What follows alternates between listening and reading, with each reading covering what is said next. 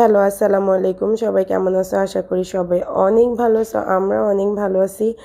তোমাদেরকে আমার নতুন একটা ব্লগে ওয়েলকাম করতেছি। তোমাদের সামনে আবার আমি পিঠাপুলির ব্লগ নিয়ে চলে আসছি। আমি এই শীতে একদমই আমাদের বাসায় আসি নাই, মানে আম্মুর বাসায় আসি নাই। আমি আমার বাসায়ই ছিলাম। 3 মাস পরে আমি আম্মুর বাসায় আসলাম। তো আমার নানু আসার পরেই বলতেছে যে হ্যাঁ, তুমি তো ঠিকই পিঠা বানায় খাইছো, আমি তোমার জন্য পিঠা বানায় খাই নাই। তুমি এখন পিঠা বানাও, আমি খাবো। তো এর জন্য নানুর জন্য আমি ভাপা পিঠা বানাইতেছিলাম যে নানুকে খাওয়াবো। আর আমি মেজো খালামণিকেও আসতে বলছিলাম, যেহেতু পিঠা বানাইতেছি সবাই মিলে একসাথে খাবো। আর পিঠা খাইতে একা একা পিঠা খাইতে তো ভালোও লাগে না, এর জন্য মেজো খালামণিও আসছিল।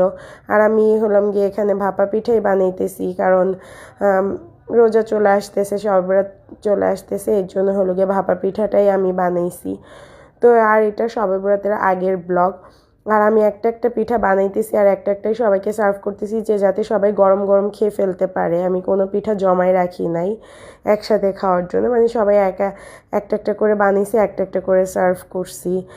আর হলো গিয়ে নানু হলো পিঠাপুলি পছন্দ করে, কিন্তু আসলে এখন আমাদের ওইভাবে একসাথে হওয়া হয় না আর বানানো হয় না। আর এখানে দেখো আমার ছেলে খুব মজা করে পিঠা খাইতেছিল, আর সে বলতেছিল এটা নাকি কেক।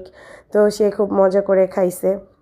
আর এটা হলো গিয়ে রাতের বেলা। তুষার হলো গিয়ে ওর মেলায় আবার সেদিন কাজ ছিল, ও কাজ শেষ করে, সেদিন মেলা শেষ দিন ছিল, কাজ শেষ করে আসার সময় ও মেলা থেকে অনেক জিনিস নিয়ে আসছে। মানে মেলা মনে ও যা পাইছে সবই নিয়ে আসছে। আর এটা হলো গিয়ে ঐশীর জুতা, আর এই জুতাটা আমরা যেদিন গেছিলাম সেদিনই ঐশী কিনছে। আর এগুলো সব তুষার এখন নিয়ে আসছে, বিস্কিট, তারপর কি পান্ডা, তারপরে মানে কুকিজ, যা মানে দেখতেছো এখানে সব খেলনা টেলনা বাচ্চাদের জন্য।